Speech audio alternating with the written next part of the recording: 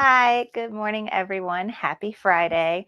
My name is Carly Bell, and I love to get together once a month to do a live embroidery tutorial from start to finish that we call Sip and Stitch. So grab your beverage of choice. I've already finished my coffee this morning. I probably could use another, but I got my water cup. I hope y'all are all having a great Friday. And can you believe October, like Halloween is next week? I can't believe everything felt, it went very, very fast. But I'm just going to check the chat real quick. Good morning, Debbie and Betty and Christine and Beverly. I'm so glad y'all are here. So you may be noticing there's something a little different behind me than my usual pegboard. And this is my new very proud accomplishment of the Candy Corn Quilt Shop featured quilt from Kimberbell. We have been doing this sew along starting early September. We started and we got together just about twice a week, every Tuesday and Thursday. I went live here on my YouTube channel and Facebook, and we made 1 or 2 blocks each class. And yesterday was a very long class, but we added the back to the quilt, which you can see. I just used plain black, and the binding, which is the stripy border around the edge. So very proud of it. I love it. It came out so cute. There is still one more class left, and that is adding the embellishments. So even though as cute as it is right now, it's going to get even cuter next week, because, like, for instance, right here is going to look like 3 witches are holding little mini quilts, and they have little green hand buttons that are going to hold it. So we have that. There's like a pennant that goes here. There's a flower. There is like tulle coming off of the dress form. There's going to be all little cute additions to it. Little bolts of fabric are going to go on the shelf and on the quilt shop. So lots of cute things. And that's going to be next Tuesday is the final class for this. Now, if you're seeing this now and like, well, I missed out, don't worry. It's all recorded on my YouTube channel so that you can go back and even watch this next year before Halloween if you want to make this. And I also have a page dedicated on my website for all the sew-alongs that I do. Each sew-along will have a page dedicated to it that will have a list of all the supplies, where I got things from, and all the videos on there for you as well. So y'all can go and do this later if you want, but I love it. It's coming out so cute. And it's so funny because when I first saw these things, when I first went down my Kimberbell rabbit hole, I was obsessed. I loved it all. But then at the same time, I was so intimidated because I was like, I am never going to finish that. I'm never going to make that. I've made 2 now. I could do it. So if I could do it, you could do it. So I just wanted to pass that on to you. If you see these things and you're like, I like what we're doing today. Today, we are making a cute little toddler shirts, right? These projects can be done in less than an hour. I talk a lot, so they take longer for me. But a normal person can finish this in 20 minutes, not even. I like the, one and done, and like I can make things quickly. These things intimidate me because I know it's multiple hoopings and it's going to take a long time. So then I'm scared I'm never going to finish it. So I went from only liking these small, quick projects to this. So I think the sew-alongs help a lot, though. Y'all help keep me accountable. I can help keep you accountable if that helps you like it helps me. So it's a really fun process. So if you are interested in this kind of stuff, I'm going to continue doing them. I'm planning, my next one is going to be a Christmas bench pillow. And I don't know when I'm going to start it yet, but it will be soon because I want to have it done before Christmas. But the next thing, like as soon as this class is over today, I am diving in headfirst to prepare for my Sip and Stitch holiday workshop. So if you are not familiar, this is something I do every year. It's going to be our 5th year, I think. 5th year doing the holiday workshop. And I have several cute projects in my head, and I've started digitizing them, but I have a lot of work yet to do. So stay tuned for that. As soon as I get them test stitched. I'm going to take pictures and I'm going to post them so y'all could see everything. But it's going to be 5 projects. And this is going to be a paid for workshop that's going to be hosted through Zoom. So you can attend live Zoom classes, which are fun because then you can talk. We can talk to one another. And if you can't make the live Zoom as a workshop attendee, you get recordings of it. So you can go back and watch them whenever you want. And we'll have a private Facebook group for the workshop. We'll have like a live Q&A session later for people that watch the replays and want to talk and ask questions. But it's going to be fun. I know my plan is to have it the second week in November. Let me check. I want to start on Monday, November 10th. And what we'll do is we'll have a class each day of the week.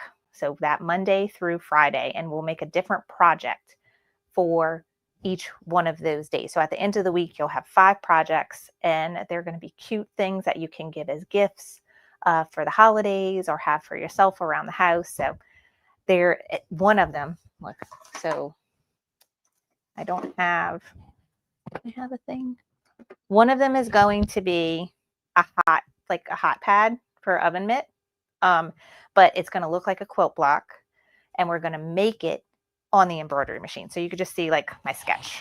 This is my goal of what it's going to look like. But like I said, I still am stitching things out and trying to make it come out of my head in real life like it's supposed to be. But I have like an oven mitt, hot pad. Let's see. Now my brain is freezing. Oh, a cute in the hoop zippered bag that looks like a gingerbread house. A candy cane ornament. And I've forgotten the rest. I need to sit down and work, but it's going to be cute. I promise you. So stay tuned for that. If you're interested, I will be emailing as soon as I have everything ready and it's ready for you to purchase your ticket. I will be emailing everyone. So if you're not already on my email list, come subscribe. I think there should be a link down below for you to do that. All right, so let's see. Becky asks, how long does each Zoom class last? It's all going to depend on the project. I'm banking on an hour and a half, 2 hours max is my goal, because each of them are like what we talked about, like make something and be finished. I talk a lot, so things tend to go a little bit longer, but it's great because then y'all will be there with me and can ask me questions and pick my brain, whatever y'all want to talk about while we are stitching things out. But yeah, my plan is that each class should be around 2-ish hours, and they will be at 10:30 a.m. Central Time each day. And then, of course, the replay will be available probably later on that afternoon, so that if you can't attend live, you can watch the replay as early as that same day in the evening or whenever you want. Okay. Thank you, Maggie. Oh, you like my Halloween shirt too. So I made this. Which way I need to walk? This way. I made this a couple years ago. I think when Hocus Pocus 2 came out. Me and my daughters are huge Hocus Pocus fans. And I found this cute alphabet, like a printed alphabet on Lottie Dottie. I think that's the name of the graphic designer. And it made it to where like you could spell out whatever you want. So people were like spelling out their kids' names with the alphabet and choosing different style letters for each of the letters of the name. And when I asked Elise, I said, I have this thing. I said, do you want your name or do you want to like have something from the movie? And I said, I know I want amuck, amuck, amuck, which is one of the lines from the movie. And Elise wanted another line from the movie, which is a strange one, but it's her. Dead man's toes, because one of the parts of the movie they're talking about things of a potion and the girl jumps up and down and says dead man's toes. But that shirt is way too small for her now. She can't fit it anymore. But I love Hocus Pocus, and I made this with Sublimation. So I printed it on my brother Sublimation printer, and then he pressed it onto the shirt. And it's nice because it's like with Sublimation, it like fuses with the fibers of the shirt, so there's no feeling of any kind of vinyl or layer, even like screen printing where you could kind of feel it on top. it's like within the shirt. So it's still like a nice soft shirt, and the ink's on there and it's not going anywhere. Okay. All right, so let's talk about today's project. Today we are making cute little toddler shirts, and I have some from my little cousin Quincy. So I made this one for him already so that y'all can see kind of what we're doing. But a few things I want to tell you. So these adorable shirts are striped, and they are from my friend Angela Jasmina. She has a blanks company called AJ Blanks. And anytime I was making things for my kids when they were little, or now like, family members' kids and stuff, high quality, great blanks for embroidery. Because if you've gone and tried to buy onesies at Walmart or Target, they get very thin. And then it makes things difficult when you're embroidering, especially when you're doing like a full stitch design that has, kind of dents and stuff. You want a thicker, heavier weight cotton when you're embroidering. So she had these shirts, also got a red one too. This is a new style for her on her website. I have a link down in the description below. And then if you visit my website, carlybell.com, I have a page dedicated to Sip and Stitch. So every time we have a new class, I'll go up and date the Sip and Stitch homepage and put links to everything I'm using. So you can always find things on my website as well if you don't see it below this video now. She also has plain onesies and toddler shirts. Like I have and gowns. I love the baby gowns. Let's see. Trying to see. I have a stash of things. No, these are all old ones. But you can here's one. Here's like a nice onesie where this is like a unisex one. And then she also makes girly ones that have like little fluffy arm sleeves, and she has baby gowns. She has shirts for boys and girls, toddler shirts as well in white and black. And she has shirts for sublimation too, if you want to sublimate. So highly recommend AJ Blanks for embroidery and sublimation. And that's where I got my shirts today. And what I wanted to do is just a cute little design, and then with the name underneath. So what I'm showing you today, even though we're doing it as Halloween, literally anything, any theme, any holiday, same practice, just different design. So like for instance, I got these for Quincy, my little cousin, because he lives like 10 minutes down the road from me. However, my nephew lives 3 hours away. There's no way I'm gonna get him a Halloween shirt by next week. So I ordered him a green and red, and I'm gonna make him some Christmas ones, because the next time I'll see him for Thanksgiving. So then I can give him some Christmas shirts on Thanksgiving, and he'll have the whole month of December to wear them. So they had green, gray, red, I think brown, and I can't remember if they had another color. And then they had a girl version as well with cute sleeves, if you like the stripes like I do. So literally anything you can add to these shirts, any kind of little design with a name, and it'll be super cute. Okay, so shirts, AJ Blanks. Designs I got off of Etsy. I have a link down below. I bought a little pack that came with a few different things. And what I loved about it is it came in every single size. Like it started at an inch and a half maybe. And it has a sign for like, it goes up in increments of a tenth of an inch. So like 1.7 inch, 1.8 inch, 1.9 inch, 2 inch. So you don't have to resize these at all. You can open up a size that is perfect for the project you're doing. And it came with a pumpkin. We're going to do a candy corn today for his other shirt, spider web, witch hat, bat. There was a few, cauldron. There was lots of cute little things.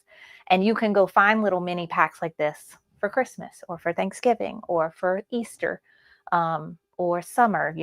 You'll be able to find these and make these kinds of shirts all year long. So that's the design. Now, this design is actually smaller than a 4x4 hoop. So you will be able to make this on any machine. Okay, no matter what machine you have at home, Even if you have a tiny flatbed machine that has the largest hoop is 4 by 4 inches, you will be making this. You are just going to hoop it differently. And I'll show you both ways. But today, I like to rotate which machine I use for each of my tutorials. And today is the 6 needles turn. So this is my Brother 6 needle machine. It's the PR680W. So I wanted to show off this machine today to show you how it works. And I'm going to show you using a different hooping system, that not the one that comes with the machine. Those are kind of your traditional hoops. This system is called the Durkee EZ Frame. So I'm going to show you how to use this system. And then while it's stitching, I will show you how you would hoop it with a traditional 4 by 4 hoop in case you do have a flatbed machine at home. So even though I might have a different machine than you, anybody can do this project. It's really fun.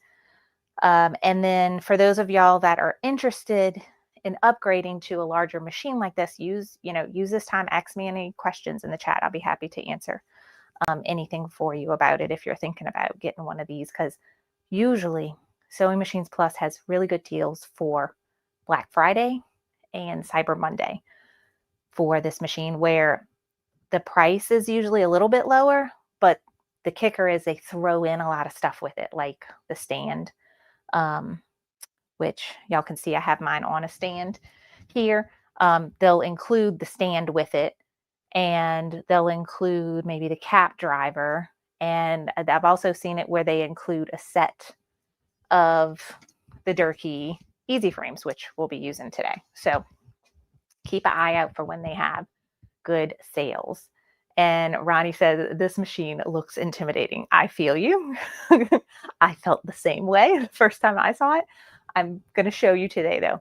It is not. It was a game changer to go from a flatbed machine to a free arm multi-needle machine, especially for someone like me who loved doing small children's clothing.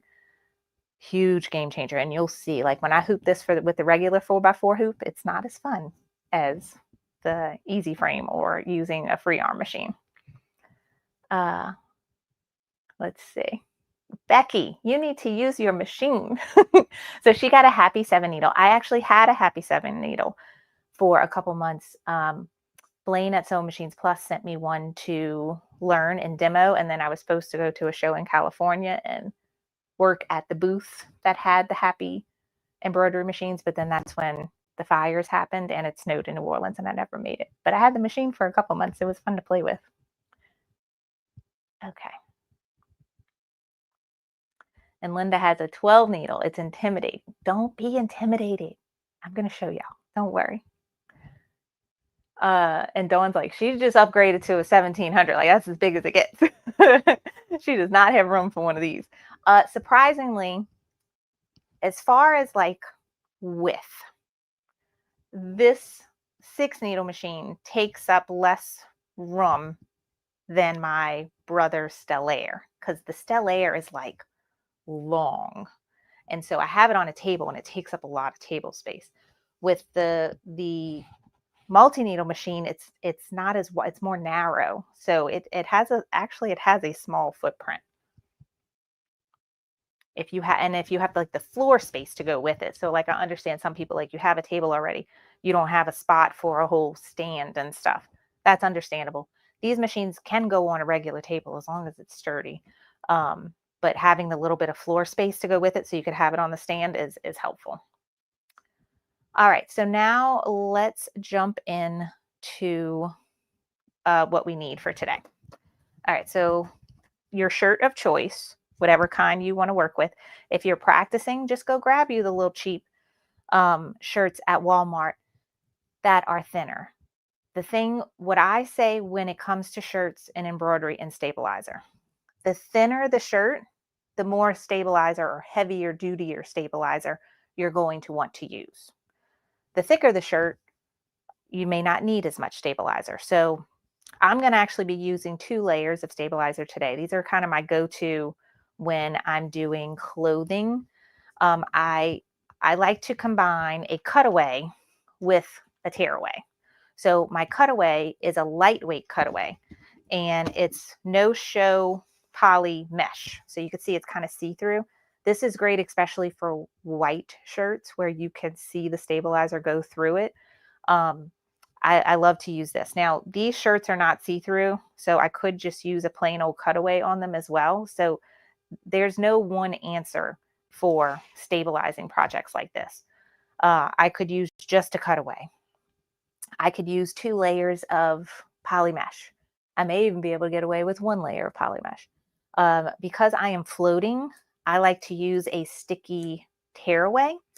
And then I combine it with my 1 layer of no-show poly mesh. And this particular one is a fusible one.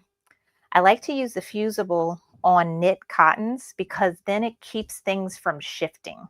So I am going to iron this on the inside of the shirt. And then I'm going to float the shirt on the sticky tearaway. When you do this on a 4x4 regular hoop, which I need to find mine so I can show you. You can essentially do the same thing. You can hoop the sticky tearaway on here and then iron the poly mesh on the shirt and float it, or you can hoop everything. It's up to you. So there's lots of different ways you can do things. Let's see. And in what order do you adhere the layers on the inside of the shirt, Linda? So I will iron the poly mesh on the inside of the shirt first, and then the tearaway will be the second layer in whichever way you hoop things. Poly mesh is going directly on the shirt, and then the tearaway goes on top of the poly mesh. Okay. All right. So that is stabilizers. And then there's a couple of other things. I like to use whenever I'm doing something that has a satin stitch, and even like this is a filled stitch on knit cotton, I think it helps to use a water soluble topper. It helps keep everything crisp. You'll notice when you stitch satin, especially satin columns or any kind of satin stitch on a knit shirt, when you look closely at the satin column, it can look a little jagged. And that's just because of the thread sinking into the shirt. And the water soluble topper will prevent that and give you a crisper look. So I do recommend water soluble topper whenever you're working with knits.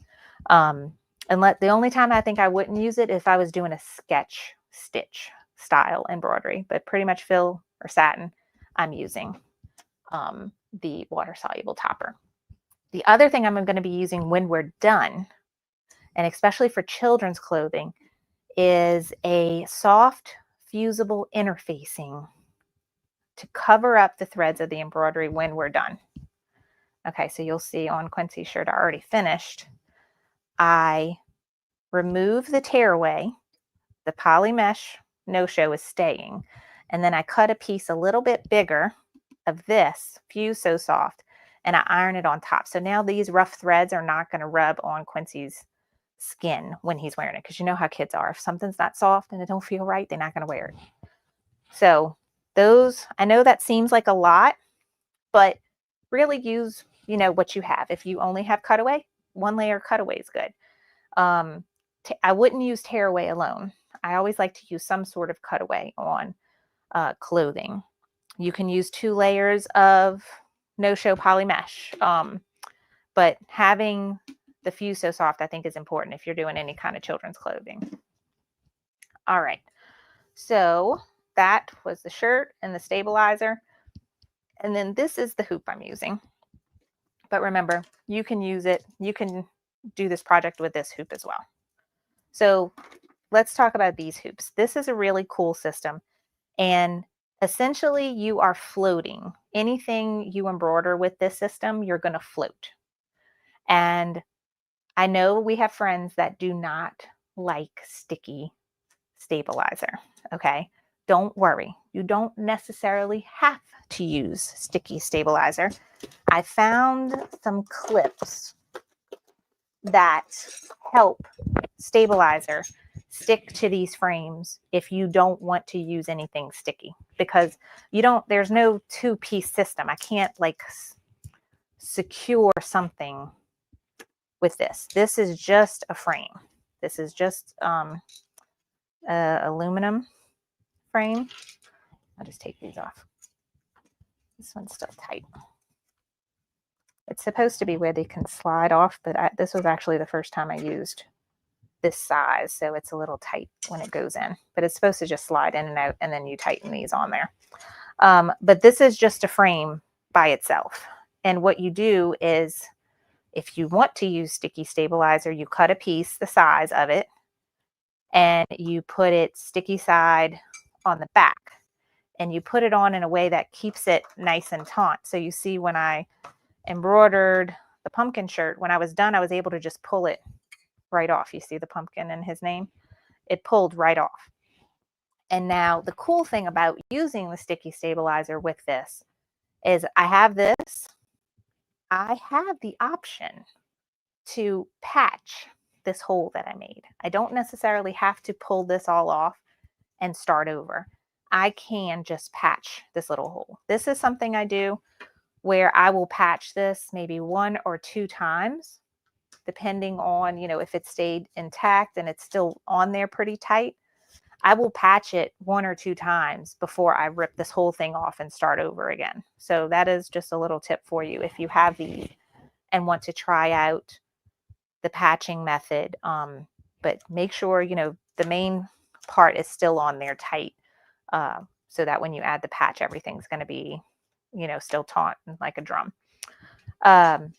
If you want to do cutaway stabilizer that's not sticky, and you have this frame, what you can do is get your piece of cutaway.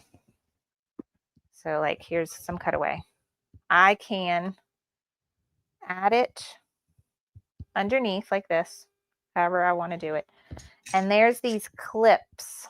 I found them on Amazon. They're like Rapsico, I think, makes them, and they call them Supa Clip, SUPACLIP. I don't think I added a link for these. I'll have to go back and add it on the Sip and Stitch homepage. But you put the stabilizer underneath, just like I would the sticky one, and I can clip it.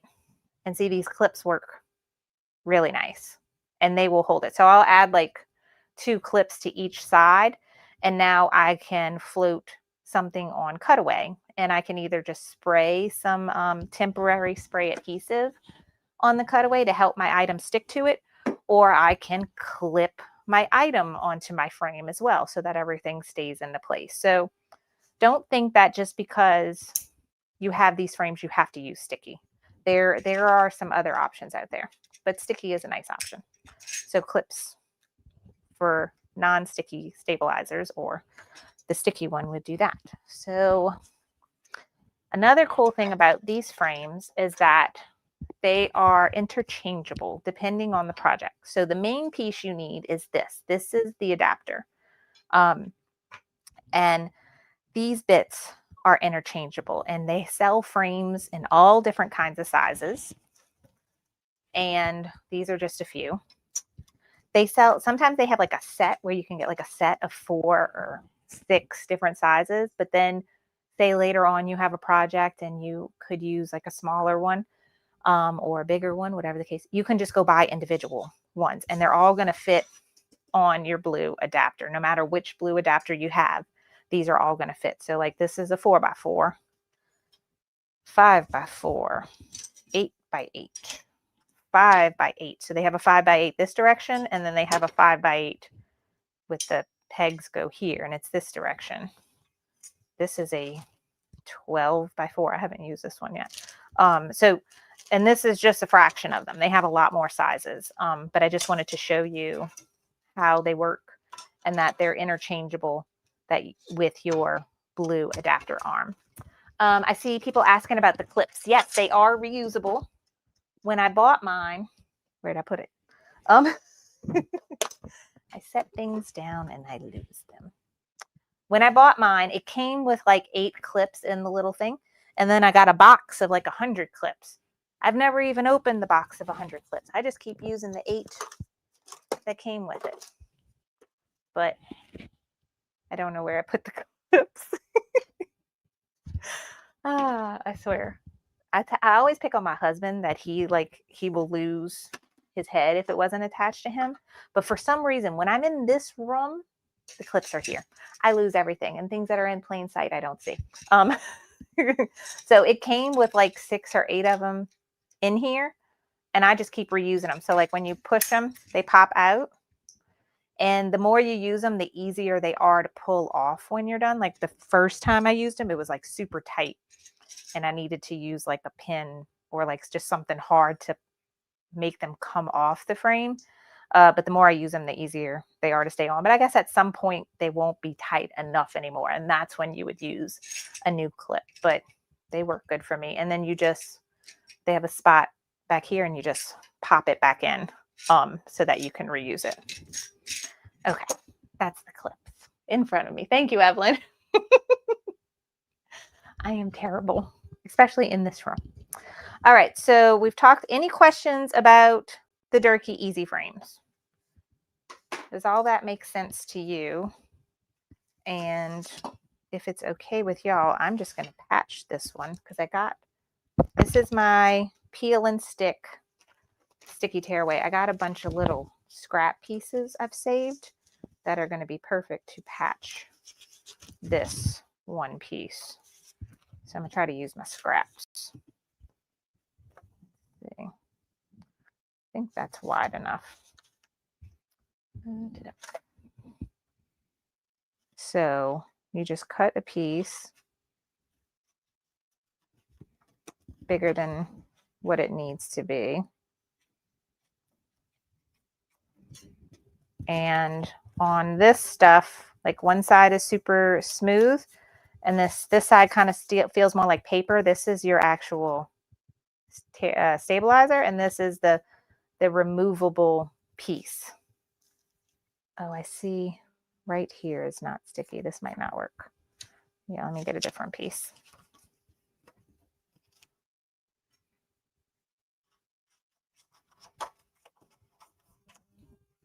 Okay, so you peel off that, and that's going to expose your sticky side. And really, I can just turn this over and do this from the back. And just kind of push it. And now I've patched it. And this is ready to use again. Okay. So normally I leave it out like this. I put it on my shirt and then I attach it here. But sometimes it's easy to just attach it and then hoop your shirt. See, play around with it. See what feels better for you. Okay. Let me pick up my mess I got going on here. Okay. Now, let me turn my iron on. And we are going to get our shirt ready. So I'm going to put this on the side. And first, you want to have a general idea of where you want to put the design. And a great way to figure that out is to actually print out the design and cut it and then, play around with where it would look best. So we're going to go in Embrilliance and I'm going to show you how to put the design together, but it's super simple. You're pretty much just merging your design of choice and then using the lettering tool to create the name. But this is like a great, easy first project to try out using Embrilliance Essentials. You could also just load the design directly up to your machine and add the font on your machine as well. But if you do that, you don't have this printout option that I really love with Embrilliance, that these print out true to size. They have little crosshairs printed on them, so that helps me a lot because I'm going to leave this on here until it's on my machine and I know my design is going to stitch right where I want it to be. So I have a general, idea of where I'm putting my design. Just kind of with the toddler shirts, I eyeball it. The main thing I look at is, you see where the collar ends here? I try to make that the center of my design. As far as going up and down from that, I just do what feels like it looks good. There is a system for adult shirts to get designs in a spot, and there's tools that you can buy. Where's my tool? They make a kid version of this one, but I don't have it. But this is a cool tool that helps you figure out where to put a design like this on an adult shirt, depending on the size of the adult shirt. But like I said, for the kid, I just kind of eyeball it. I do make sure that the center of the design, though, lines up with the edge of the collar, whether I'm putting it on this side or this side. Once you know a general area of where you're putting your design, then get your fusible no-show poly mesh, and I will cut a piece bigger than what it needs to be. And I am going to iron this on the inside the shirt. Okay. So even if you're using this hoop and you're floating, you could still do this. You can cut it to where it's just a little bit bigger than what it needs to be. If you are hooping the shirt, then your stabilizer needs to be bigger, because the stabilizer essentially needs to go around the outside of the hoop. But you could still probably get away. You can probably get away with just the tearaway being bigger. And the poly mesh could still be smaller. Okay, so now I am going to turn the shirt inside out, and I am funny because like it never fails. I turn the shirt inside out and then I'm like, which side? So I'm going to pinch it here because I know that's where I want it. So when I turn it inside out, I'm remembering, okay, now it's on the opposite side here. This is where I want to iron my poly mesh.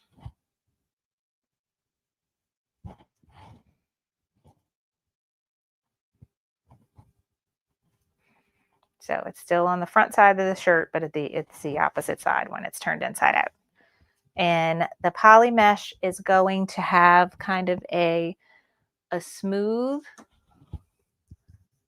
mattish side, and the other side you can see like that sheen. It's kind of shiny.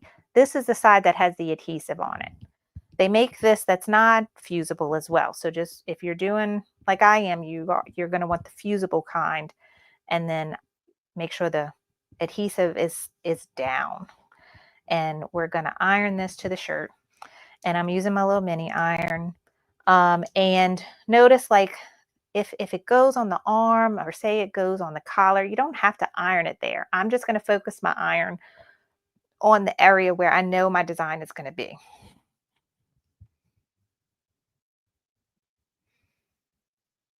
Like, I know it's not going to go up in here and up in here, but I just want to get it really where I know the design is, the general area that it's going to be. And what's going to happen is when we're done stitching, you'll still be able to kind of pull this up and trim it around where you've stitched. It doesn't have to stay like this. You'll still be able to trim it even though we fused it in this area. Even some of the places where I fuse, it could still get pulled up if you put some pull on it. Okay, so that is ironed in place. Hey, Joe. All right, I saw somebody ask about the Stellaire. I need to go back and look at the question. Let me see. Hello, Crafty Puerto Rican. I purchased a Brother Stellaire X2, an upgrade from your 1700. You are going to love it. It's so beautiful. I pick it up tomorrow. Can't wait. I have a Racoma, but I enjoy my single needle. I feel the same way, girl. The Stellaire is my most used machine in my room. And if y'all are not familiar with it, let me move my camera so you can see. It's on the other side of my room over here. this is the Stellar. So it's a very large flatbed machine. Oh, it's not letting me zoom. But it has a 9.5 by 14, and I love it. And I do almost all my projects on it, unless it is clothing. That is when I want to use my multi-needle machine or free arm machine, because you'll see when we hoop this shirt for embroidering, it does make it a lot easier when we don't have to turn the shirt inside out and everything to stitch it. You'll see what I'm talking about. But yes, I'm so excited for you. You are going to love it. That's what we made my whole quilt that's behind me. All of this was made on the Stellar. And I have the combo one where it's sewing and embroidery. So we did all the sewing portion of it on there as well. Okay.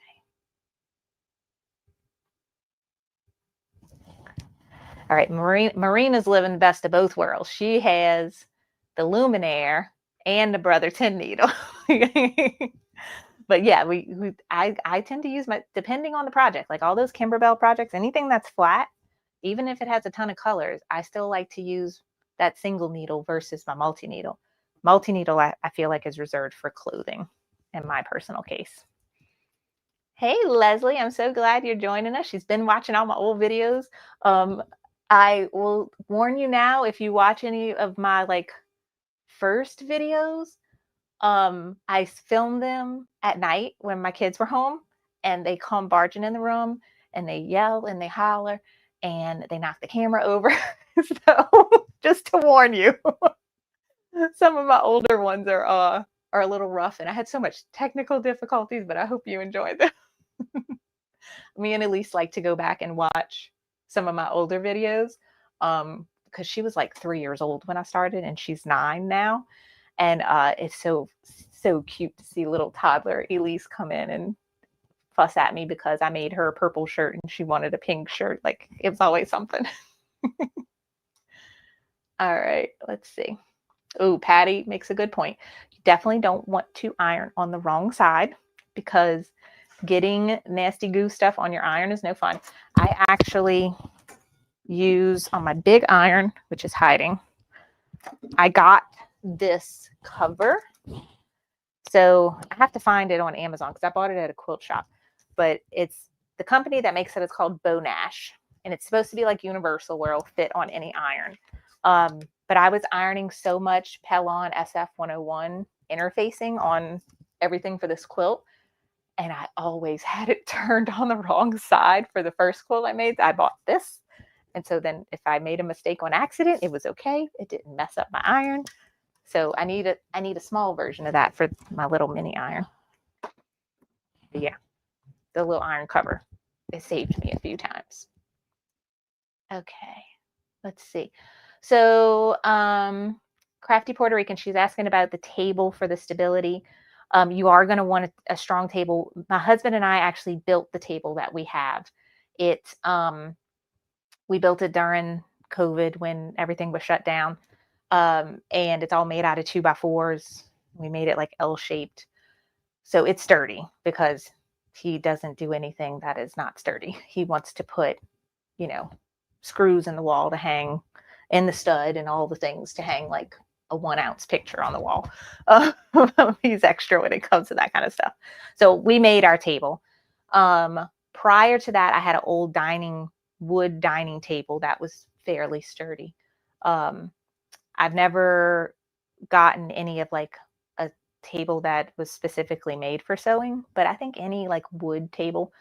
I've tried sewing on a like foldable plastic table. That sucker shakes too much. That doesn't usually work for me, because this will shake. And I love the mat that is under the thingamabob. Let me show you. What do you call these? Sewing mats. I got them from Sewing Machines Plus. You see the pink mat? That really helps with it shaking and everything. So I recommend that. But you could see the table is like L-shaped. We made it here, and it goes all the way over there. Sorry, I'm a bad camera person. Okay, let me turn this back to where it's on this machine. Okay, all right, back to it. Okay, I think, tell me if I missed any more questions, but I'm gonna go back to working on the shirt. So we got the fusible no-show mesh on the inside of the shirt. Now that I have that on there, I'm going to figure out right where I want to put my design. So I just, like I said, for kids shirts, I eyeball it. I want the center to be with the side of the collar, and really just however far down I think looks good.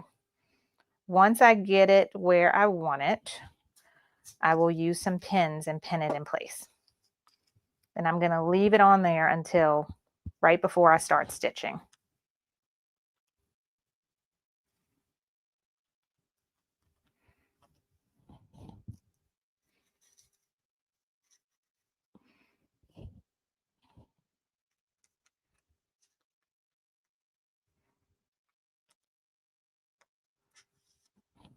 Okay. So the only thing is, like, sometimes I put it on here and then I feel like it looks a little crooked. But if you have the Stellaire or the 6-needle machine, or even the single needle PR1X, they do have a 2-point positioning system on it, where even if I hoop this like totally crooked, if I have my printout right where I want it, okay, my printout is where I want my placement mark or sticker, whatever it is you're using, is correct, and I hoop it crooked, I can use the software within the machine to line up with my crosshairs on my printout or my placement marks. And so it will adjust the design so that it actually stitches out just like this, even if it's crooked on your hoop. You know what I'm saying? So make sure your placement marks are where you want. We can fix it even if it's hooped wrong. Okay, so that's on there. Now, grab your hoop. If you're doing the 4x4 hoop, you're going to hoop sticky stabilizer. So what I do with these hoops, let me find some, I got to get a piece that's big enough. Get a big piece. Okay, so with traditional hoops, what I'll do is I will just hoop the sticky stabilizer, or you can hoop regular old tearaway and what you call spray it with spray adhesive. Let me cut this so that it's not so big. So this is where I get my scraps from.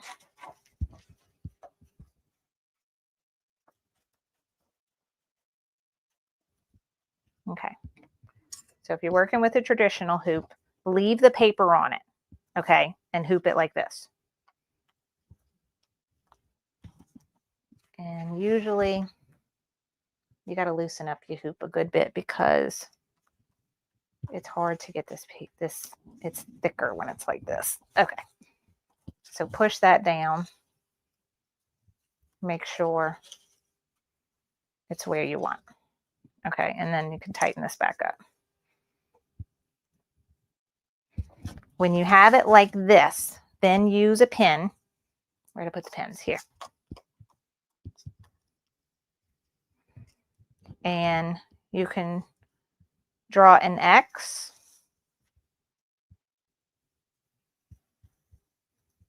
And you kind of like scoring that top paper.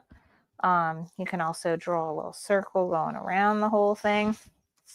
But essentially what I'm doing is I'm cutting into that top film that we're going to pull off. And it just gives me a spot to do it. Okay. So, then you might need the pin to actually pull it up.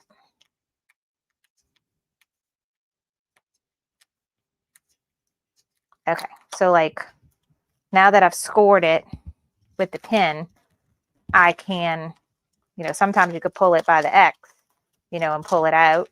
Or since I made the circle around it, I could just pull it around. So now that is sticky.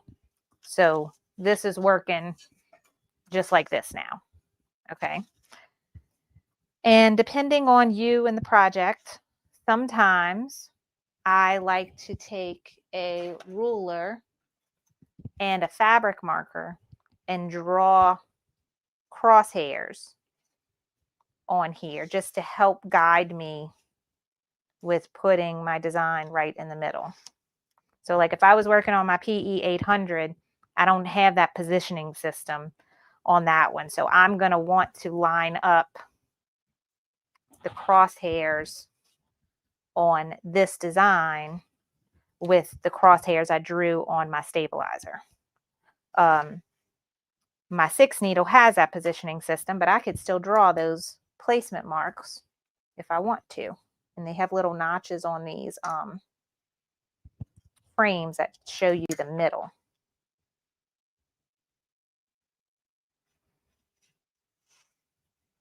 So do what works for you. The first time I did the pumpkin, I didn't draw nothing on there. I just stuck it. So what I'm going to do is I'm going to use my new shirt for this one first. Now, think about how the shirt is going on the machine. Okay, here's the machine. And it's going like this. So is it easier for you to put the shirt in from the big hole here? Or is it easier for you to put the shirt in from the neck hole? So figure out what works best for the project you are doing. I personally like to go in from the bottom. So I'm going to think about that when I'm hooping, and that, okay, if this is the machine and I'm going in this way, I want to do the same with my frame, in that I'm going to slide it in my shirt.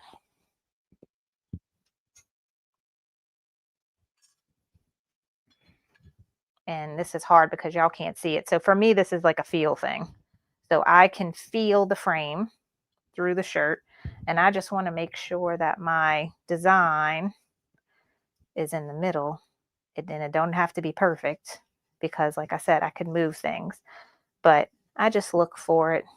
Like I said, you could feel it and get a sense of that it's somewhat in the middle. And with these metal frames, you just want to make sure that when it's stitching, the presser foot is not going to come near these, because I'm going to show you when we get to the machine, it will mess it up. You have to be careful and trace your design and make sure it's really going to go where you want. So to me, this is easy, even though it looks like I got lucky. It's really, you can feel it and like shift the shirt around. I got a finger width in between each part of my design, so it's in the middle good enough. And I'll see when I get to the machine when the crosshairs go on it if it's crooked or not. Okay, so this is ready to go. Still not taking this off though until I know it's in the right spot. Oh, very good. Linda brings up a great point.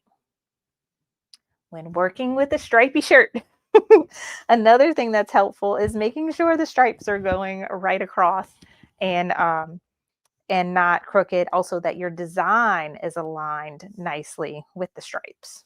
So very good point. Thank you, Linda. Yeah, and Becky's like, she always draws the crosshairs. May not always need them, but it's a habit. I think it's a great habit that you formed. Ooh, and Wendy uses her scissors to score the sticky tear away. Great. Thank y'all. Okay, so this is on there. Remember, I'm going in upside down. So now I can do this.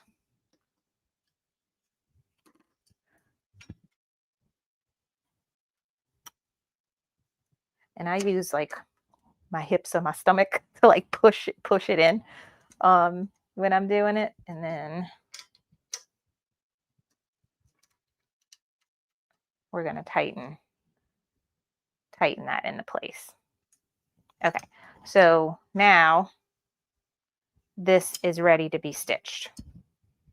And while that's stitching, I'll show you how to do the other hoop. Okay, so like I said, we thought about how we want the shirt to go in. So we're going in through the bottom hole, and that's going to go in here. But before I do that, I just remembered all I did was turn my machine on. I didn't do anything else because I wanted to show you like from the get-go. So I turned it on. That was it. It's going to do this thing. Every time I turn this machine on, this is different from a flatbed machine. I take the bobbin out. I use some canned compressed air. Now, you will hear mixed things about this. If I bought an old machine that somebody else used and may not have done this process, I would not do this. I've had this machine since it was brand new. I've done it every time. I clean it out to make sure there is no dust.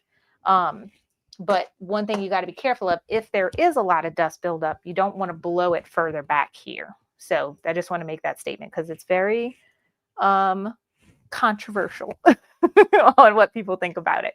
But this is the method I use. I clean it out every time. Then on my screen, there's a button that looks like 2 needles, a hoop, and then arrows going either way, that way. This is going to show you all your needles, what color they are, and there's an oil option. I'm going to click oil. This is going to rotate this wheel and expose what we call the hook. And your machine will come with a thing of oil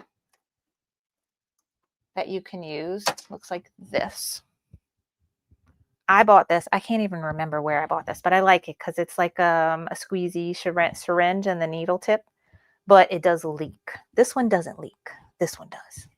So you can use what came with the machine, or if you want to get something like this, just be warned, it does still leak, even though it's got a cap and everything. So I take this off and I have like a needle tip, and you will see on the picture here and here, it shows you right where to add the oil, but it's the hook. And you just want to get a drop of oil there. So every time I turn the machine on, I do this process. If I use it every day, I do it every day. I don't use my machine every day, but I still, make sure to clean it, oil it. I hit OK. It's going to turn back to normal, and I put the bobbin back in. Okay, so it is ready. If I wanted to mess with telling the machine what colors are on there, I could do that here. I can also thread. So like right now it's on needle number 1. I actually need to change one thread color. I don't have a yellow on there and I need it. So let's say I'm going to put it in needle number 3 spot, which is right here. You can't see it. Well, maybe I should do this one because you can see this one. This is needle number 1 spot. But no matter what, say I was changing a needle, I can click on that number and now this is going to move to that needle. And I could change the thread, and when I hit the automatic threader button, it will thread that needle that is selected. I'll do number 1, so I'm going to hit 1. Okay, and scissors. I have needle number 1 threaded right now with brown thread. I'm going to change it to yellow. Let's go up a little bit so you can see all the way up there. Okay, so it's right here. It goes from here to here to here to here and blah, blah, blah, through all that. You don't have to thread all of that every time you want to change the color. All you need to do is cut the thread. So I'm going to cut it down here. Take my brown thread off, but I have the string. I'm going to put my yellow thread here. And I'm going to take my yellow thread and now my brown thread, and I'm just going to tie them together. And I like hold them both and just tie one knot and pull through. And you can yank on it and make sure that the knot is not going to pull out.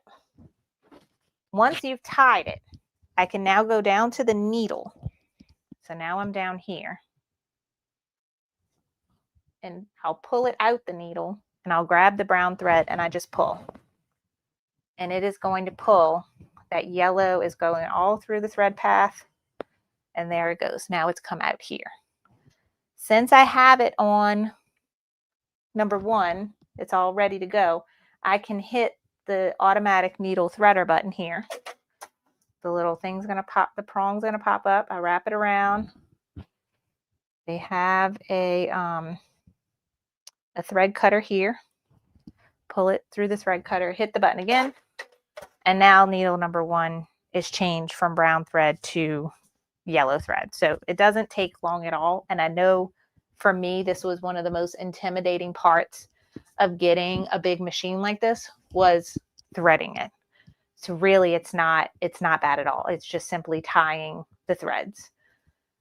And for my design, I have 4 thread colors. I'm doing the candy corn, which is orange, yellow, and white. And then I'm gonna do his name in black. And I already have white, black, orange.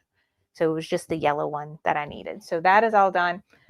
I could tell the machine that number 1 is now yellow thread, but to be honest, it's not necessary, because when we get to the design, I'm just going to say stitch this step with this needle and it will do it. So you don't have to go through this process of telling it which thread color each one is. So like I'll hit yellow, I hit anchor, and now it's changed.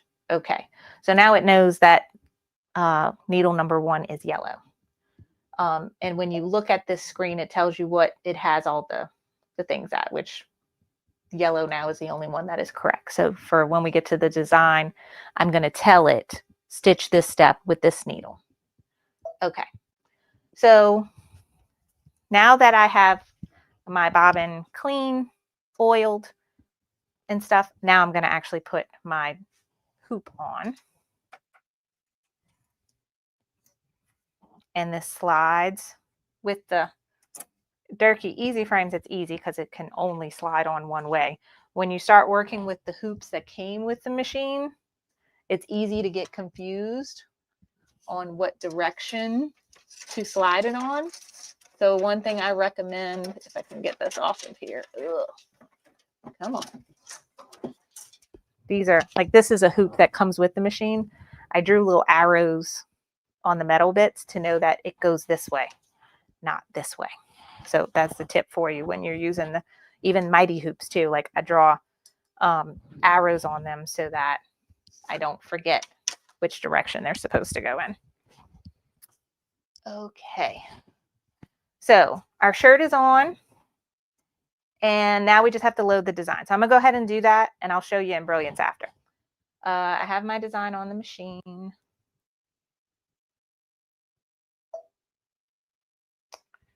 And I named it Quincy Candy Corn. There we go. So there's the design, and I'm gonna hit set. Now, because we are using Durkee EZ Frames, my machine thinks I have an 8x12 hoop in it right now. Y'all know I do not. I have a tiny little one. But with this adapter, it makes the machine think it has an 8x12 hoop. So this is where it's super important that you adjust your design to where it is and you trace before you start stitching. Okay, and that's why I left that paper there, to really make sure I'm stitching it where I want to. Let me turn the light off on here because I think that will help y'all to see better. There is a button. Light brightness. There we go. That helps y'all see better. Okay. Okay. All right. So my design is there.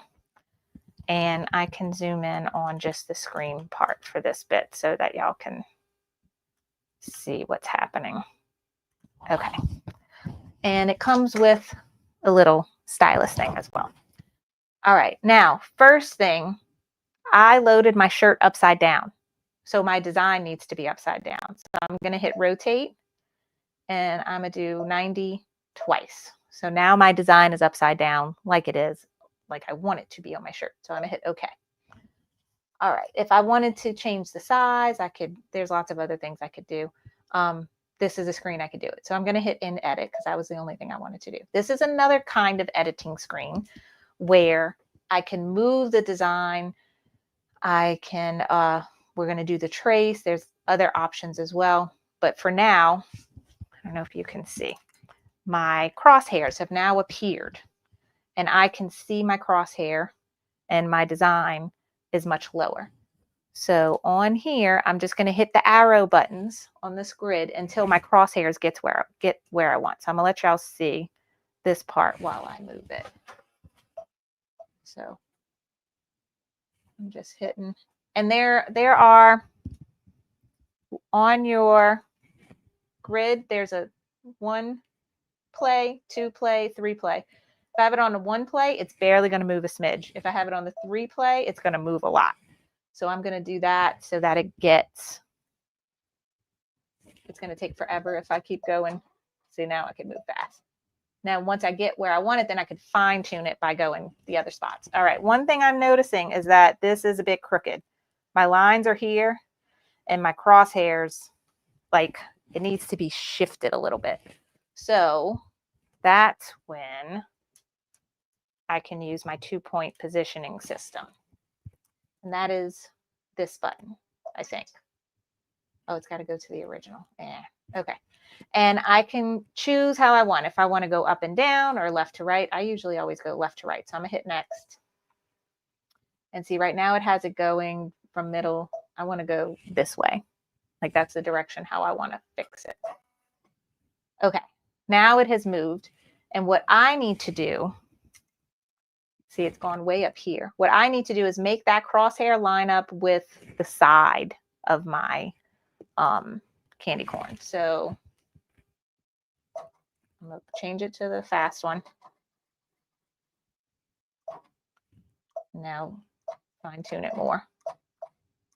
Okay, so now I have that crosshairs lined up right on the side, my side mark on my candy corn.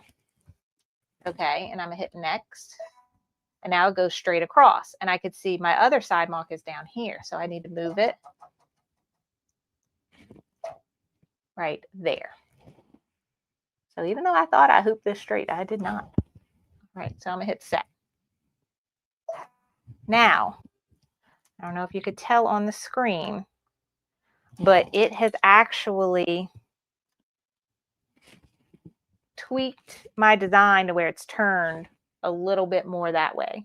So the final product will be stitched out straight on my shirt. Does that make sense to everybody?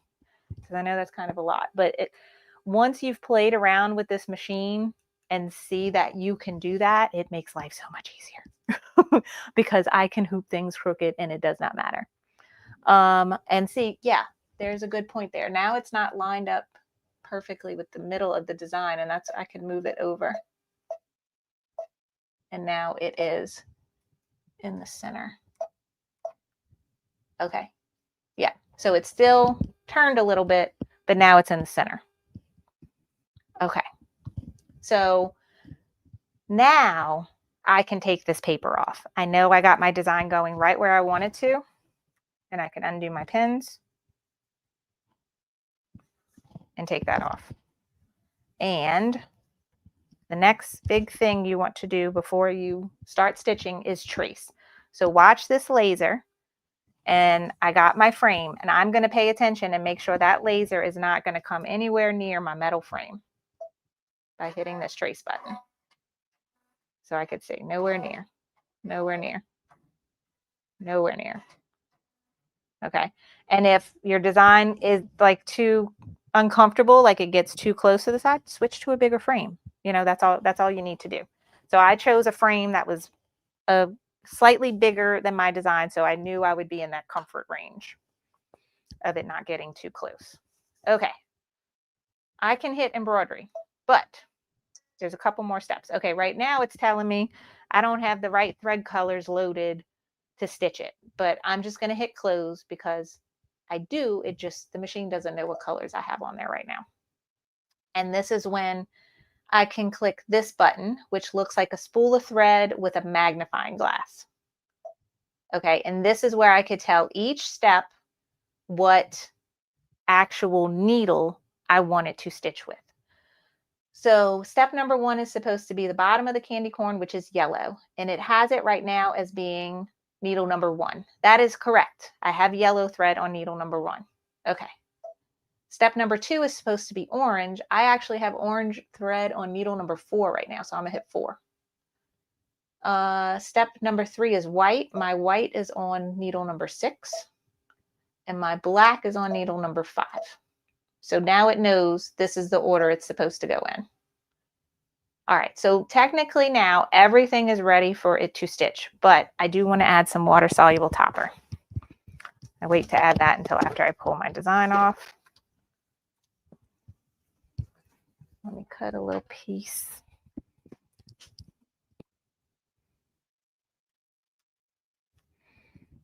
And you got a couple options with this. You can cut it bigger, you can and clip it, you can pin it, you can tape it. As long as it's, if you pin it, it's not going in an area where your needle's gonna touch. But I usually just take a little piece of tape to help keep it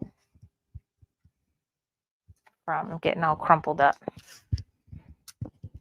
in case something catches on it. Like that. But you can use little binder clips right here as well. Like, you have lots of options. Okay, now all that's set up. We're finally ready to stitch. But that's because I'm talking a lot and everything. If I was just doing this in my room by myself, this would have been done already. It actually only takes 10 minutes to stitch out. And the thread colors are going to switch automatically. If I was doing an applique design, I can program stops so that the machine stops in between certain steps. And that's this little hand button in front of the thread spool. That's where you can press that to add stops. And they have it here. All right, when you're ready for everything, hit lock. Make sure, I always double check and make sure there's no shirt got caught up under the hoop and stuff so the shirt doesn't stitch to itself. And I hit go. I did press the unlock button. Okay. So there it goes. And it is going to stitch our little candy corn.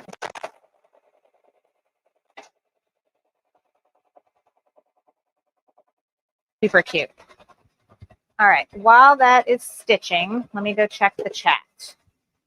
And then there's two more things I wanted to show you. I want to show you how to hoop the shirt with the regular hoop. And I want to show you how to set it up in Embrilliance. Don't let me forget to tell you all those things. Because I will. Okay, so I'm going to work from the bottom up. If I missed your question, please tell me again in the chat, okay?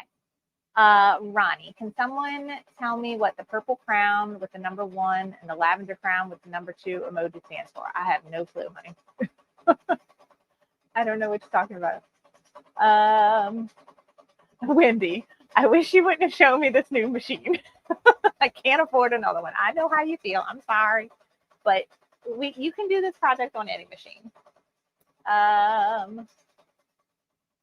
Let's see. Carly, can you please zoom in on the screen again? Yes. So what part of the screen do you have questions about? Here's the screen. Marina, do you have the snowman feature on the 6 needle? I do. I always forget to use it. But instead of doing the printout of the design like I did, there are stickers that came with the machine that look like a little snowman. And you put that sticker on your shirt and the machine can line up the snowman.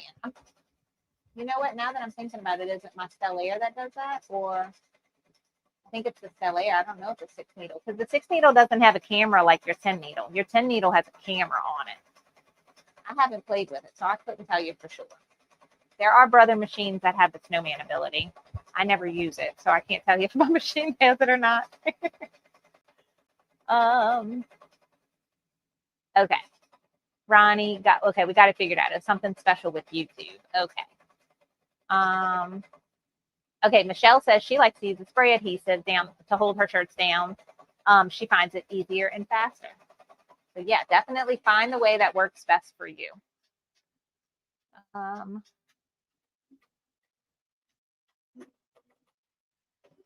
Yeah, I never mess with my tension. So once you have your tension set, so you can do something called an eye test, which is the satin column, and make sure your bobbin threads are looking good. You never need to mess with it. Okay, Michelle's having issues with her automatic needle threader. There is a way that you can, oh, this happened to my friend. My friend down the street got, Mandy got the same machine as me, and I helped her set it up and everything. And one issue she was having was the automatic needle threader. And believe it or not, we actually took, let me zoom out. I took like the whole side panel of her machine off, and we figured out her automatic needle threader was getting caught up on something, and we adjusted it. It was very scary because we took her machine apart, but that's maybe something you need to look into, Michelle, and you may want to bring it to a service center to have them look at it. But there may be an adjustment you need to make on your automatic needle threader.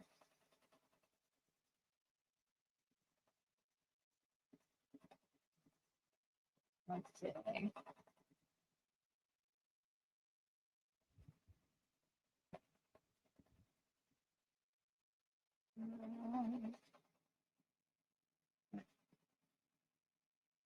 I'm going up the chat to see what I missed.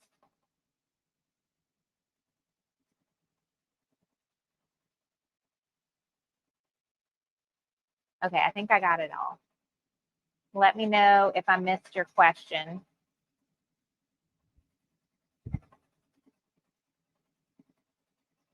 Oh yeah, Marina, she's right. The Embrilliance does have a feature that will print the snowman out for you. See, I never use everything I probably should be using. Once you get used to doing something a certain way. But let's see. Evelyn says she's looking for the laser button. So I don't think I can see it while it's stitching like this. I know on my Stellaire, it's in the upper left corner to turn my laser on. I know that. I don't know where it is on my 6 needle.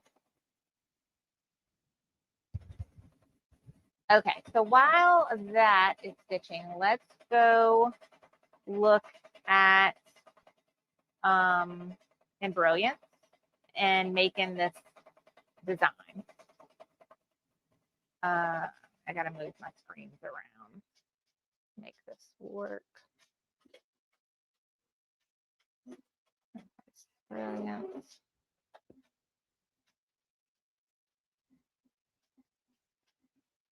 There we go. Okay, I'm gonna switch to my computer. Y'all see my Embrilliance screen now?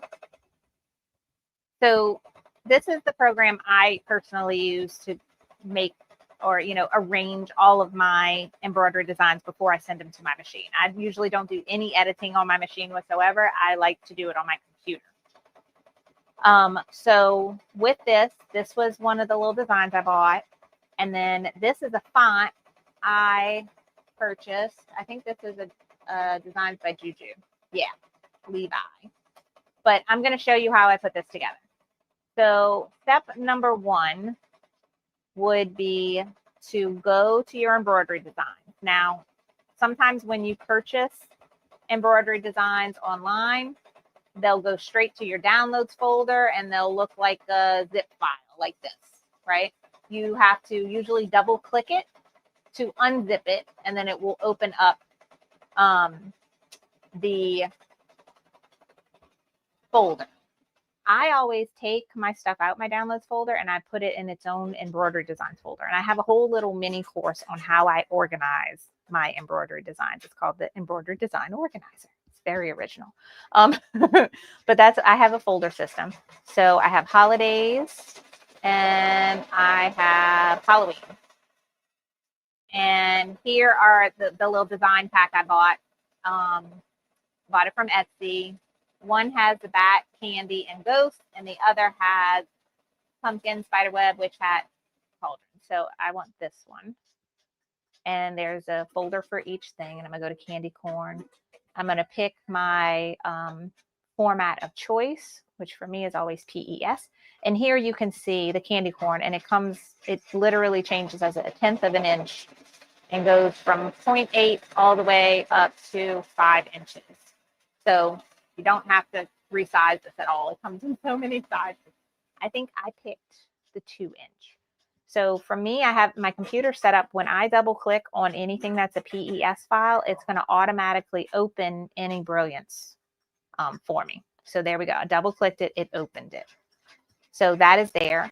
I have my preference window where I can go and choose my hoop. I choose a 4x4 hoop, apply. Okay, so that is there.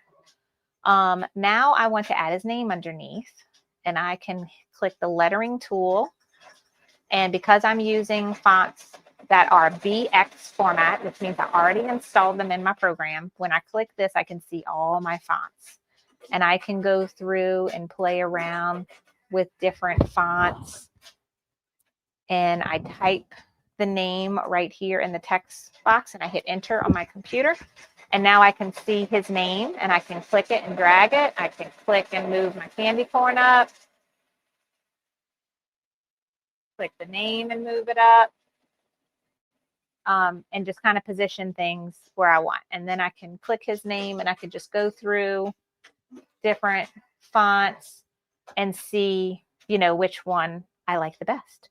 And really, that's all you need to do is open your file, move it a little bit, click your lettering design, type in your name, pick your font, and that's all you need to do. So say I wanted to do this, then I can either go to File, Save Stitch File As, save it to my USB stick, name it what I want, and then pick whatever format your machine uses. So it really doesn't matter what format you open in Embrilliance, because you're going to save it as the format you really want and hit save. If you have a wireless machine, you can go to Utility, Wi-Fi to Brother or Baby Lock, name your file and hit OK, and it will send it to it wirelessly if you are on the same wireless network. All right, so my shirt is done stitching. That's all, folks. So now we can pull this off, and I can see my shirt. Super cute. All right. So any questions about Embrilliance? And then I still need to show you how to hoop with this hoop. But let's go ahead and clean this guy up. Let me turn my iron back on because we're going to need it. But really, I can just take this water-soluble topper and pull it right off. There might be some little pieces in between letters that I can get after, but this really, it rips right off. Okay, and then I'm pulling with the poly mesh stabilizer, but I could pull this and it will pull right off of my sticky tearaway and kind of leave a little hole in the middle like it had done previously with the pumpkin. So there we go.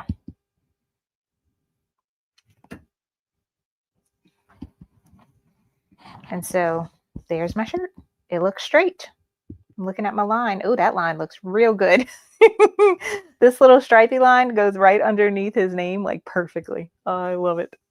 So then it's just cleanup and adding the Fuse So Soft. So I just use a tweezer to get out the any little pieces of water soluble topper. Sometimes, like with projects like this, I don't even need to wet my shirt to get it off. Like it all peeled off nicely.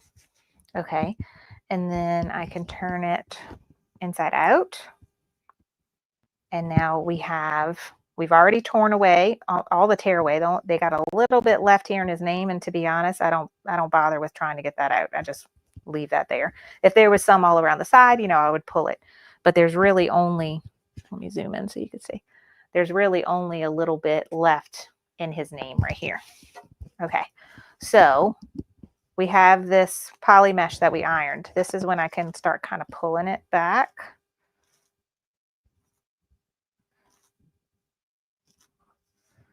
And I'm going to trim it.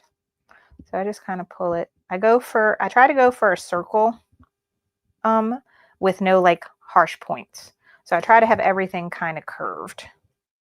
And when you're doing this step, really pay attention that you don't cut into your shirt and make a hole. Ask me how I know. It happens to all of us. So, but just pay attention that you don't cut a hole in your shirt.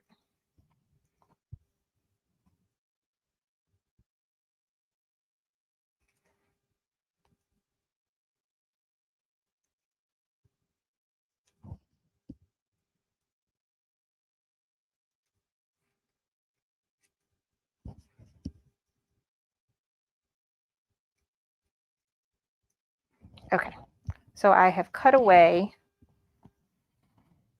the excess fusible poly mesh. Okay, and now I'm going to grab my interfacing, which every company is going to call it a different name. Stay Perfect brand, which is the brand I use, calls it Fuse So Soft. I think Sulky makes one that's called Tender Touch. I've seen another one called Cloud Cover. Like, there's all kind of names. Look for fusible over the back interfacing, soft, like those descriptions. The one trick with this stuff, because it does tend to come off, is you want to cut it just like I did the poly mesh on a curve. You don't want any harsh corners. And I'm cutting it so that it's bigger than my poly mesh stabilizer, so it has some shirt to adhere to. Okay. So you can cut it to be bigger than your original stabilizer that was underneath there. Notice his name is black and they have some black threads. Sometimes you want to pay attention to this, especially when you're doing a white shirt, because these black threads may really, like, you might be able to see them through the shirt. I know we won't have that trouble with this one, but watch sometimes that you have these stray dark color threads with white shirts. They might get seen once you press this down on them. All right, make sure the adhesive side is down. With this one, it's hard to tell, but it's a little rougher on the adhesive side versus the soft side. This stuff tends to shrink up and not necessarily melt, but if you leave the iron on it for too long, it will like shrink up. So, and I try to do almost like a press instead of an iron. And if you have a heat press, that works the best personally. But what I do is I'll start in the middle and I'll push my way out to the side. Start in the middle, push out.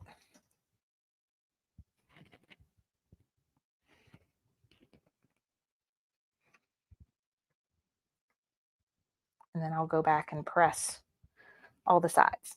Now, this tends to come off after washing and drying, but the good thing is that if it does start to peel off after you take it out the dryer, you literally can just go and press it again and it will re-adhere in place. Quilt wench break, great tip. You can use a pressing cloth if you're scared you're putting things on the wrong side. You can definitely use a pressing cloth. And also with this, because this is so, I find sensitive to heat, where like sometimes my iron has been too hot and I left it on and it starts to curl, a pressing cloth would help with that as well. Yes. So that is on there. So this shirt is done. We've cleaned it up. I think they got one little tiny jump stitch right here that didn't cut that I can grab. And depending on the font and how close it is, even if your machine cuts jump stitches, you might still have some jump stitches in between letters when you're done. So that is Quincy's shirt. I'm going to check the comments real quick and then I'm going to show you hooping on the 4x4 hoop.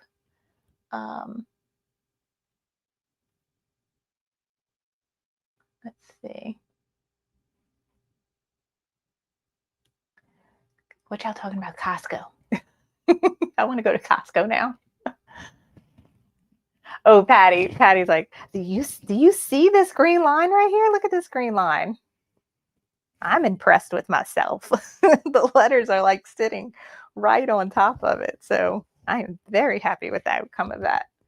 And y'all see like the center of the design, like if you look at the top of the candy corn, it is lining up with the left or whatever side that is collar of the shirt.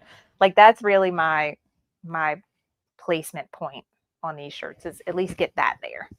But yes, I'm happy with that stripe as well. Ronnie, yes, this machine does cut jump stitches. But like I said, sometimes when these letters are super close together, even the machine won't cut them. And it may be a setting thing as well. You can change it to where the distance between things depends on if the jump stitch happens. Okay. Yay. Oh, Marina's talking about Embrilliance. So is your next Embrilliance software education program launching soon? The first one was outstanding. Thank you, Marina. Yes, so I currently have a course on how to use Embrilliance Essentials, and I go through all of the tools that comes with the Essentials program. In the new year, I'm launching a new course that is going to teach you all about Embrilliance Enthusiast, which is another advanced editing program that Embrilliance offers. So yes, I'm excited. That is going to be in the new year. I'm still working on it. Okay, I think I caught up on the questions. Okay, Quilt went to Costco. Nice. All right, yay. Okay, so we did this. Let's pretend we hadn't stitched this shirt yet, and we're going to do it on the 4x4 hoop. It's got the sticky stabilizer. So that is when you have to turn your shirt inside out, like this, and say, let's zoom out a little bit so we could see better. Say we were still working with our little printout, you know, or I had marks on my shirt with the crosshairs. That's when you're going to want to line the crosshairs up on your printout with the crosshairs on you wrote on your stabilizer. And so the shirt needs to be completely inside out. And what I do is like, I'll keep lifting and like, okay, I see my line here and I want to make sure it lines up with my line here. And I'll do that for each side until I know I have it stuck down right where I want it. And when I do, then I will smooth the shirt out. And you kind of just take all this excess fabric and you roll it up out the way and try to create a hole. This is a 12-month shirt, so it makes a decent hole. But when you're working with like a 6-month or a 3-month, the hole gets smaller and smaller, and then you're playing like with chopsticks or something while it's stitching and holding things. I've also done methods to where like I will roll this up and literally like tape it out the way and stretch the shirt out. But I find that works the best when I've actually hooped the shirt. If this shirt is floated, so if I pull on this, it might pull this side up. You know what I'm saying? Like if I pull on this, it might pull this up. So it's kind of a fine line of how you want to work. But you have to babysit this. You have to watch it the whole time. I'm on standby with my pencils or my chopsticks or something to move things out the way or pause my machine if I'm worried that something is getting too close. My needle is getting too close to any of my outer fabric. But that is where I truly enjoy stitching on a free arm or multi-needle machine with clothing versus a flatbed machine, because this right here can be stressful, but it can be done. I had a flatbed 5x7 machine for 7 years before I upgraded to a bigger machine, and I made all my children's clothing like this.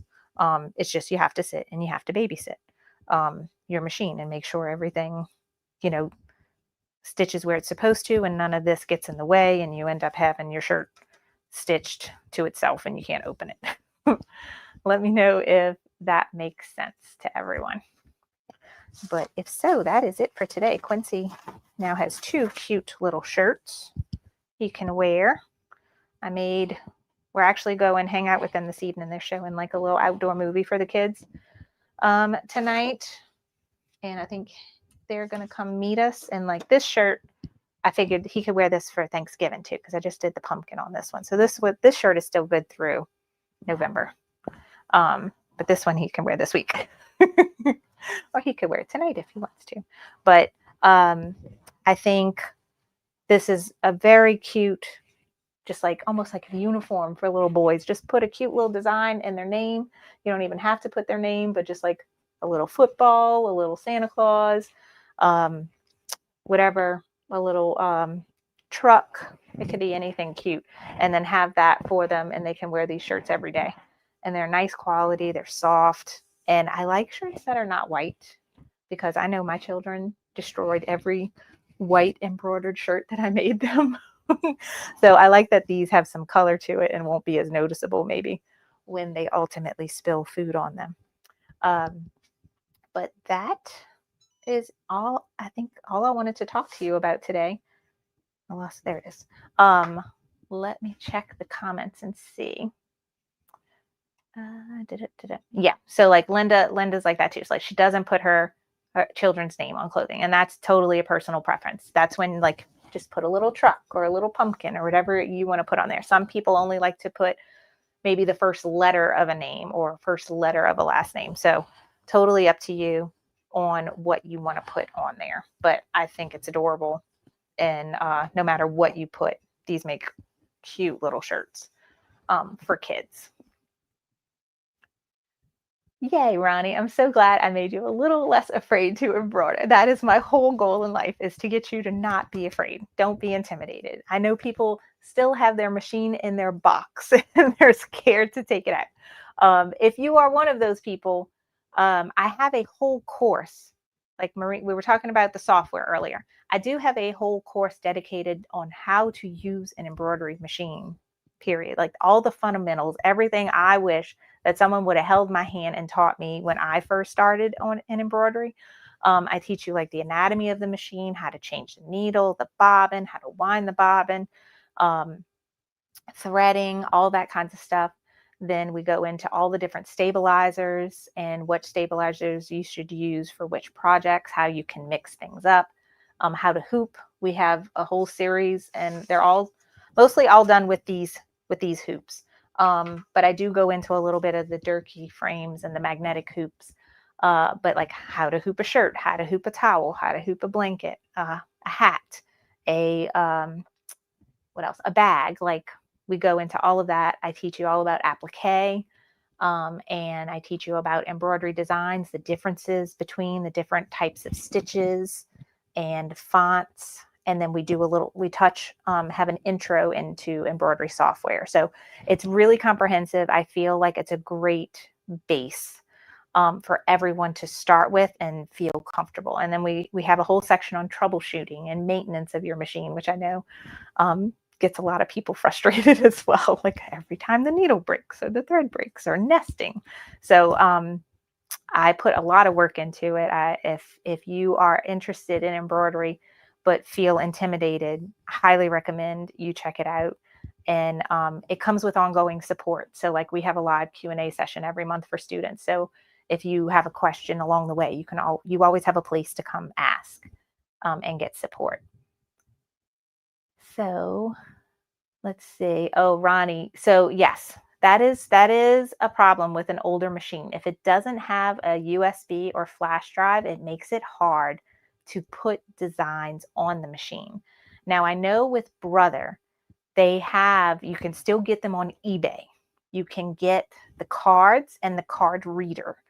And so that you can plug the card reader into your computer and send designs, or card writer, should I say, something like that. And it will send the designs to the old card, almost like not a floppy disk, but somewhere along that lines. And then you could take that out and put it in your machine. I know with Brother and essentially Baby Lock, since they both use PES format, that system is still available. It's just hard to find. Look on eBay. Janome, I'm less familiar with, but look on eBay. Just Google your model and card and card writer, and some things should pop up for you. But yeah, that is one of the harder things with older machines, is that if it doesn't have a USB drive, it makes it difficult to stitch anything that is not loaded on your machine already, which 99% of what I stitch is not things that are on my machine. It's things that I purchased online or I made myself. Okay. No problem. Thank you, Wendy. Thank you, Patty. I hope y'all all have a great weekend too. Okay, and so Patty's still using her card reader and card on her first machine, and it still works fine. So it definitely can still work. You just have to make sure you have the card reader or writer or whatever it is so that you can use it. Yay. Thanks, everybody. I hope y'all enjoyed today's class. I hope you learned some things about the 6 needle, if that's something you have already or you're interested in getting. Or if you have a different machine but don't know much about the Durkee EZ Frames, they're fun. They make these for flatbed machines as well. So if you like to float, they make these frames where they will slide. As long as you have an NQ 1700 or 1600 and above, the kind of machine that your hoop slides on, and that's because I'm the most familiar with Brother and Baby Lock machines. They make them for Janome and I think Bernina and Viking, all the other brands. They make them for them as well, but they attach to your machine like a normal hoop does, and it's just the metal frame. And so then you can use the sticky stabilizer underneath. I don't know if my clip system will work with a flatbed machine though, because you don't want those clips rubbing on the bottom of your machine. They're not touching anything when they're on the free arm machine. But I do have some Durkee EZ Frames for my Stellaire that are pretty cool, with depending on which kind of project I'm doing. All right, so that's it for today. If you have any questions, if you're watching the replay later, feel free to type them in the comments. You can also always email me at hello@carlybell.com. Try to check my email on a regular basis. It may take me a day or two to get back to you, but if you have any questions about any of my courses or my holiday workshop that's coming up, feel free to write me. We also have a wonderful Facebook group for it that anyone can join. That I think I have a link down below in the comments. It's a great community, a great place to go when like you need advice about something, or you have a cute project that you made that's a present and you can't show anybody. You can come show us. So that's it for today. I will be back. I think our November sip and stitch is going to be a little different. It's not on a Friday because Elise is having surgery, my baby girl. It has to have her tonsils out. So we're going to have sip and stitch the day before that. So we're going to do Thursday, November 20th. And I'm pretty sure on my list of projects, there are these super cute tea light holders. They're like in the hoop freestanding lace type project, but it's meant to hold a tea light candle or the little fake ones. And it's from my friend Reen at Embroidery Garden. When I was perusing her website, I saw she had a lot of projects with these tea light holders, and they looked really cute. Me and my friend Carol were looking at them. So I want to do one of those, but I haven't talked to Reen yet. I need to write her and ask her about it, and then maybe she'll give us a coupon code. But that's the project I want to do for November. And then we have the Sip and Stitch Holiday Workshop will be the week before, which will be November 10th through the 14th. So stay tuned for that. My goal is to have everything ready after Halloween so that y'all can see the projects we're making and sign up for the workshop the week before if you want to participate. Then what else? If you are one of my beginner machine embroidery students that are in my From Start to Stitch course, we are going to have our live Q&A session Wednesday, November 5th at 10:30 a.m. and that's in our private student Facebook group. And if you are in my monthly membership, which is my VIP membership group, we have a Zoom class every month. That is going to be Tuesday, November 18th. Oh, I need to show you how cute what we made for October. Look what we made. These came out very cute. But this was, so my VIP group, we do a Zoom class every month and they get a free design from me every month. And this was October's design. So these are like some heirloom style ornaments. They're made to be ornaments or they can be bag tags. And they got these little mini Santa designs. But you can essentially, you can put anything on here. But the idea was to make them like baby's first Christmas type ornaments. So that's what we made for October. And I think in November, we're going to make some coasters for our Thanksgiving table. So, all right, I'm really done. That's it for today. Thanks so much for joining me. I hope you have a great rest of your weekend. And if you're doing the sew along with me, we finish on Tuesday. So come watch as we add the embellishments to the quilt. Bye, everyone. Thanks again.